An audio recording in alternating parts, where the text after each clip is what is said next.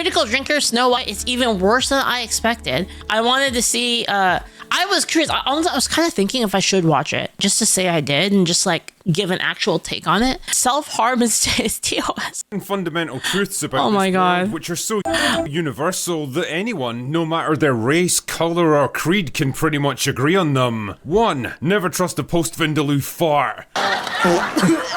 2. Spreadable butter isn't. 3. Anytime a woman starts a sentence with "a real man would," you know you're about to hear some weapons grade retardation. And to that not so illustrious list, we can add that the Snow White live action remake was, without a doubt, one of the worst ideas in the whole history of entertainment. Possibly the most predictable of all failures, a project conceived for all the wrong reasons, starring all the wrong people, pushing all the wrong messages, and telling the entirely wrong story. After all the delays and the controversies and the... Man, the thing that's so annoying about this, guys, is how fucking easy is this? So easy. They already have the story. Speculation that have been swirling around it for what feels like decades now. It was actually kind of weird to finally sit down and just watch this thing. Like meeting a celebrity after following their career for years. Not a good kind of celebrity, like. More like a Jimmy Savile kind of celebrity. The kind that you're discreetly warned never to get into a lockable room alone with.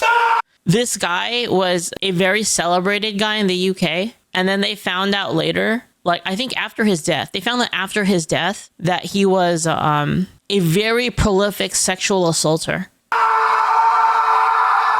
But here it is, nonetheless. And now that I've finally suffered through nearly 2 hours of Snow White, I can confidently tell you that, yes, this film absolutely lived up to all my worst expectations, and in some cases even exceeded them. A bloated, overstuffed turkey of a production, weighed down by hammy acting, cheap costumes, horrendous CGI, Oh wow, Leaflit knows UK celebrity history? I watch a lot of documentaries, let's just say. Vomit-inducing cinematography that bungles most of the elements it steals from the original animated movie, abandons its classic ideals of self-sacrifice, heroism, and true love, and injects a lethal dose of the message, which is so redundant and thematically contradictory that it just gets abandoned by the ends. It's also laughably obvious where they've had to The thing is if you wanted to make a story, like a movie about, you know, the message or whatever, you know, the typical, you know, Hollywood message, why pick Snow White? Snow White is like very much like a kind of traditional story. Like, why the fuck would you pick? Why would you be like, yeah, that's the one that we're gonna do, and we're gonna make it like strong women and, you know, strong women and like all sorts of I don't even know how to say it. Like, just like, let's just fill it with like DEI stuff. And like, you know, and yeah, I get the best way to say it is the message. Why pick this one? It's so freaking ridiculous. Shoot and rewrite big chunks of this movie in response to all the backlash. Entire subplots, characters... Because ruining pillars is important? I mean, it almost feels like that's the reason. Setups are introduced and then abandoned without explanation, and the ending is so wildly anticlimactic and jarring that it makes world... It's so crazy though how much money these people are losing. Like all of them, like not even just Disney, like video games and like other media. They're just, the amount of money that they're just freaking losing and just hemorrhaging because of this is crazy. War Z look like a model of cinematic efficiency. Anyway, let's get the plot summary over with so we can put this turd behind us. The basic setup for Snow White... Let's see how message this is. How much message is in this? It's broadly similar to the original film. Snow White herself is born to the benevolent king and queen of a generic medieval fantasy land that tactfully goes unnamed. Although, fuck me, they must have pretty good transportation links with the rest of the world because the population here is more ethnically diverse than central London. Anyway, Snow White's mom dies and her dad remarries Gal Gadot, who manipulates him into going off to war, where he promptly disappears and is never seen again. Oh no, guess she's gonna have to take control of everything. What a bind. Fast forward a few years and the kingdom's become a kind of dystopian nightmare where everyone's poor and hopeless and ruled over by an iron-fisted tyrant. It's a bit like modern day Britain, only with better sanitation and dental care. Anyway, after a confrontation with Snow White over a bandit named Jonathan who tried to steal some food from the castle, the evil queen decides the best thing to do is send her out into the forest where the huntsman can conveniently murder her. It's a bit extreme, but I'll let it slide. Naturally, the huntsman has second thoughts and decides to let her go, and after wandering alone for a while, she runs into 7 dwarves that I can only describe as the kind of thing that Cthulhu probably... Didn't they originally get like, you know, like little people for the original, and then they CGI'd it after. Has nightmares about. Peter Dinklage ladder pole. Wait, what? Wait, he made a stink about it and then they removed them? So you're telling me, hold up. You're telling me the most famous dwarf, he fucked over the other ones? I was about to say, he cut the legs off from under them, but then I realized, he freaking screwed them over? That's so fucking crazy. He screwed them over just because, dude, he wanted to be like King Dwarf? Like, what the fuck, dude? Dude, dude, how mad must they have been? They like, can you imagine that? Like Snow White and the Seven Dwarfs, like, oh, this is like a great role for me. I've had to deal with being like this my whole life, and like finally I'm getting my break. This is the break I've always wanted. And then the King Dwarf comes by and says, "Fuck you, get the fuck out of here, dude." That's so fucked up. Actually, he got fucking gate capped. They got gate capped. He got gate capped by fucking Tyrion Lannister. That's actually insane. That's actually so crazy. By a guy who got famous playing a dwarf character. That's actually, dude. I'm not kidding, man. The brief glimpses that you got of these things in the trailers are absolutely nothing compared to the CGI'd them instead in a live action existential horror of actually witnessing them on the big screen. Dinklage's issue was that only roles dwarves could get was fantasy dwarf characters. That's not true. I've seen Bad Santa. That's not true. These are nightmares made real. Like if you woke up in the middle of the night and saw Mr. Blobby standing at the foot of your bed, silent, motionless, watching you. No, he wasn't playing. No, guys, that character was pretending to be an elf. He wasn't actually an elf, okay? It was a Christmas thing. He was actually a very complex character. With those blank, lifeless eyes that bore into your very soul. That's one of my favorite movies, by the way. Bad Santa is my favorite Christmas movie. So after crashing at their house for a while, eating their food and helping herself to all of their resources, Snow White helpfully forces them to clean up their own home while she prances around like she's on some mad acid trip. Which she probably is, to be fair. I would be if I was in this fucking movie. Then for some reason she gets it into her head that her dad must still be alive, and the only way to find him is to seek out the bandits that lurk in... Wait, hold up. Is this like whistle while you work? Probably is, to be fair. Hold on, she cleans it. She cleans it in the original. They don't help. They go to the mine to go work, and then she cleans up the house while they're gone. And then they come back and they're super happy with it. Right? Isn't that, am I remembering it correctly? Like, it was like a really nice thing that she did because they took care of her, basically. So she's like, I'm going to clean up the house while they're gone, and they'll come home to like a really nice house. Yeah. I would be if I was in this fucking movie. Then for some reason she gets it into her head that her dad must still be alive. A woman cleaning a house while the men work is way too sexist, Leaf. What's sexist you want to know what's actually sexist? Is not considering that work, because it is work. That's a lot of work. Cleaning up the house, actually maintaining the cleanliness of a house. That's what housekeepers do. Typically, it's just synergy. The woman does it because she also has kids, so she has to stay home for that when that happens.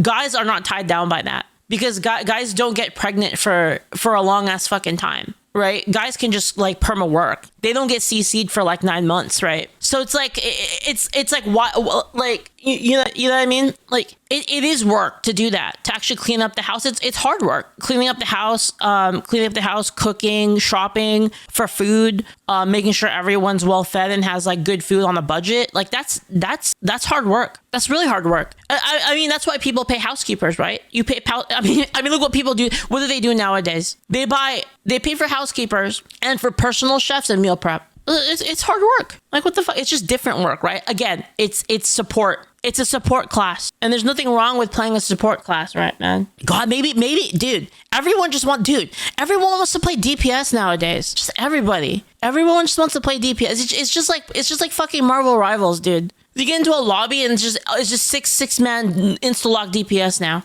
And the only way to find him is to seek out the bandits that lurk in the forest. Right. And the thing is I'm not even saying that can't be the man's job either. I mean, there are cases like, for instance, I have a family member in which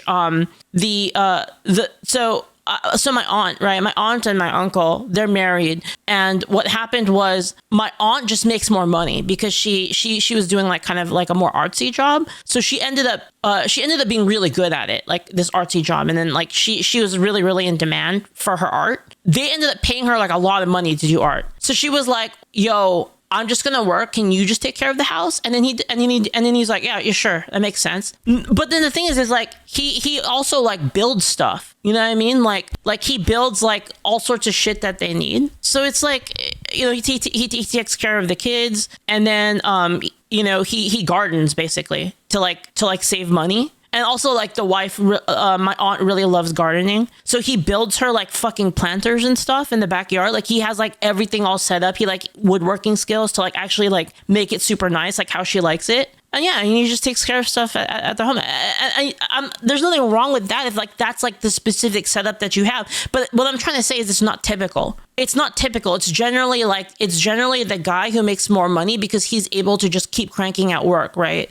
And this could happen too, like, for instance, if the wife is a nurse, because nurses make a lot. That's another, like, typical setup where that happens. Yeah, like, wife ends up being a nurse, which is, again, is a very, it's a job that a lot of women like, being a nurse, compared to men, right? But it makes a lot of money. It works in that kind of a setup too, right? But that's the reason why it's not typical is because of two things. One is that women are generally debuffed by biology because they have kids and then they're CC'd for, like, you know, a long time, which really hampers growth. Because if you're a business, right, and you're hiring somebody to do like a very important job where like if they are gone, it fucks everything up completely. Right, like if somebody in like a really like a critical position, if they're just CC'd for 4 months, like randomly, it really affects work, and that makes it really, really hard to like to hire people that are like dedicated towards that. Like you have to hire someone to replace them basically, or push someone into their position because it's like it's a very critical spot, right? The other thing too is that guys, in terms of making money,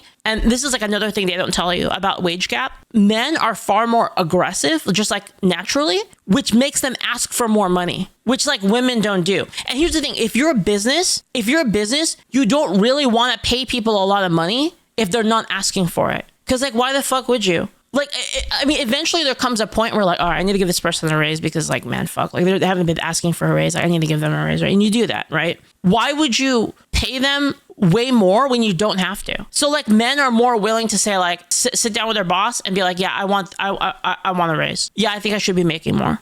And what Rial says is that they also take more dangerous and unpleasant jobs. Yes, exactly. So, I mean, that's the reason behind it. And again, there's nothing wrong with a person being a homemaker because that makes everyone's life better. Hey, Lee, if I want to raise, I just gave you a fucking raise, Julio. God damn it. But yeah, it's kind of like, it helps a lot to have somebody at home, right? Because you don't want to, when you're, you know, let's just say like, you know, you're a dude and you're working really hard, you're trying to get promotions, you're trying to like make more money so that you can make a better life for your family. And then you can like actually start supporting kids because that costs money too, right? Kids are basically like yeah, they just suck resources, basically, like a lot of resources. You really just want to like work really, really hard, right? And then come home, and then like you don't want to come home to like a house that's fucked up and then like eat your freaking Chinese takeout, right? Like it's so much more like it helps you to like keep going and like push through hard times when you come back and then you have like a nice like delicious fucking meal that your wife who cooked you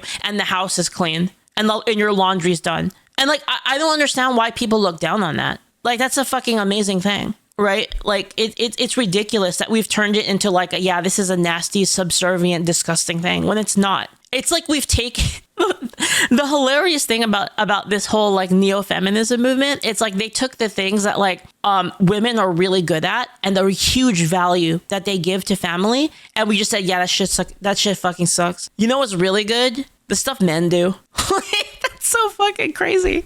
Like that's so fucking crazy to me. It's like, yeah, neo-feminism is like, yeah, you know what? Actually, you're right. You're right. Women do suck, and everything that they do, everything they stand for, everything they like, it's all garbage. Just do what men like because it's better. Fucking insane. So naturally, she runs into Jonathan about 5 minutes after leaving the house so that the rest of the plot can happen, and he protects her from the evil queen's soldiers by taking an arrow that was meant for her, so she brings him back to the dwarfs to get fixed up. Oh yeah, you know those retarded-looking Starbucks baristas from those early set pictures that everyone thought were the dwarves? Well, those are the bandits who are actually out of out-of-work actors forced to become thieves because the evil queen's taxation policies shut down their entire industry. Is that a reference to something? Is that a reference That's an amazing gif. to something? Is that a reference to something? No idea. Anyway, That's a good point, Char Sucks. It's hilarious that they devalue traditional women's work, but they still have women do it.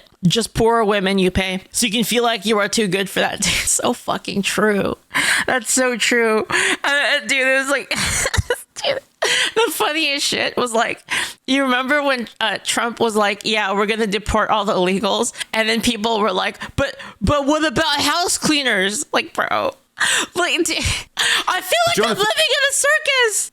This shit is like so fucking crazy. Like, what the? and decides to lure the Queen's soldiers away It's to give fucking Snow White time insane. to escape, and then immediately gets captured because he's a bumbling idiot. And the evil Queen decides that she's had enough of this shit. Frankly, one Oh my God. sympathizes, so she turns herself into an old hag and manipulates Snow White into eating a poisoned apple that makes her go a bit dead. But that's okay because Jonathan escapes prison so that the rest of the plot can happen and gives her the world's least passionate kiss, which brings her back to life so that she can begin her cunning plan to overthrow the Queen and take back her kingdom. Do you want to know what that plan is? Are you ready for the fourth dimensional quantum mega chess that she plays here that would probably give Christopher Nolan a brain hemorrhage? What's she doing? Well, she walks into town and then convinces the soldiers to turn against the evil Queen because she can remember their names. Really?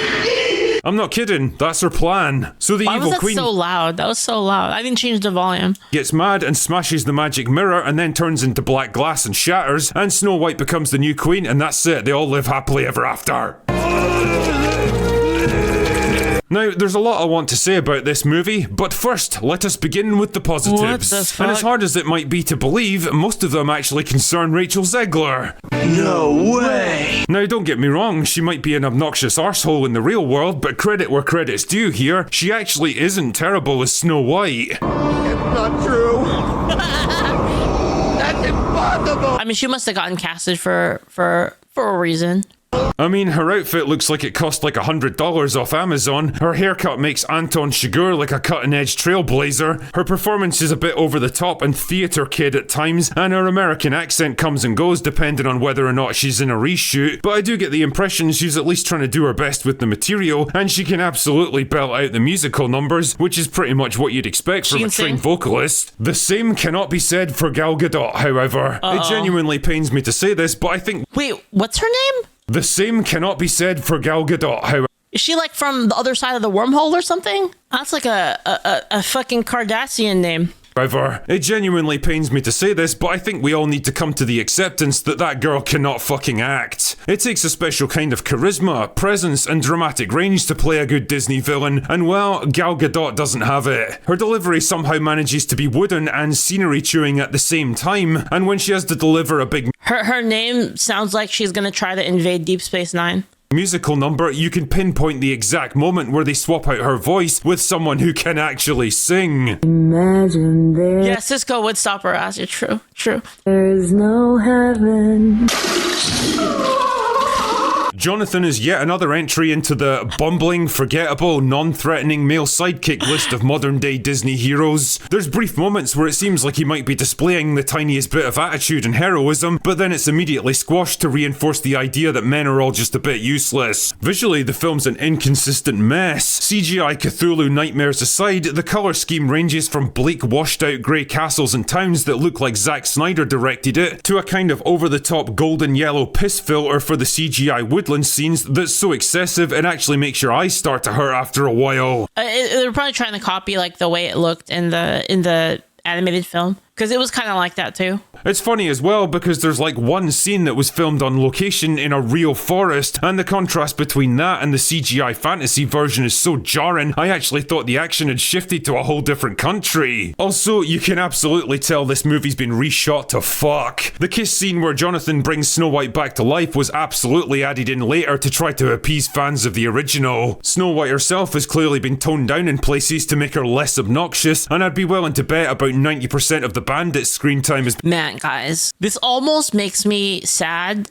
that everyone complained, because we could have totally seen like a true train wreck if we just let them. If just nobody bitched about it and just let them do it, we could have had a true masterpiece of shit. It could have been really bad, like way worse. And we didn't get to see that because it's kind of like, it's kind of like how I feel about the Powerpuff Girls thing. It's like, I kind of wish we just let that go because I kind of want to see it, you know? Been cut. Most of them don't even get a single line of dialogue, which once again had me questioning.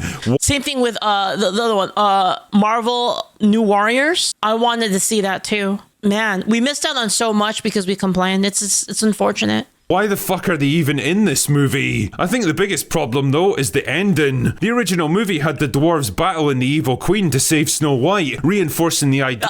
The PPG thinks this is pretty awful, even if they did tone it down. Yeah, but I mean, the thing is, it's like, we're never going to see it now. That's kind of what I mean. It's like, I wanted to see it. Of reciprocal kindness and redemption, but here Snow White has to resolve everything by herself. We've been even messaging this content. It's content. You know how much I could farm that shit? That none of the other groups or factions have anything to do. Both the bandits and the dwarves, and even Jonathan, just kind of stand around watching the whole thing play out. And I couldn't help wondering, what is the film it's even... like we just burned the fields down before it even got to being mature. I didn't even get to touch the wheat, you know? It's trying to show us here. Snow White as a character seems to be all about equity and shared responsibility.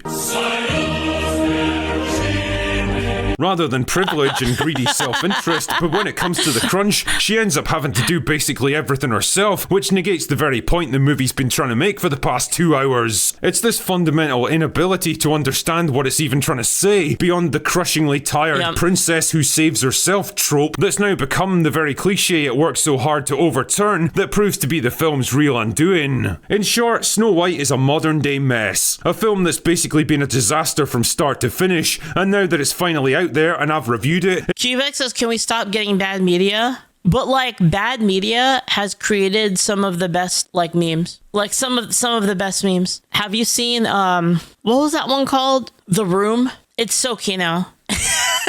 It's something I'm very much looking forward to tossing on the ash heap of history. Do yourself a big old favor, save yourself some time and money, and go watch the original instead.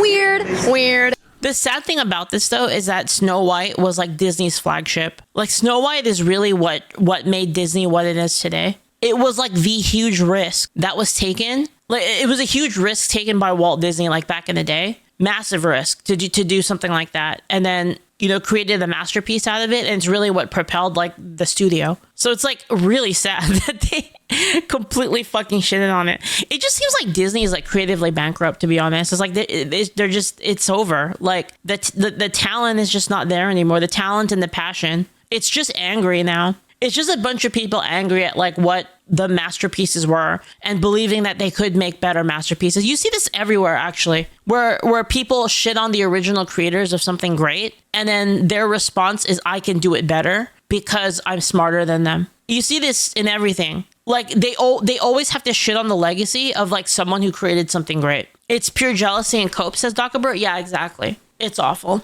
Anyway, that's all I've got for today.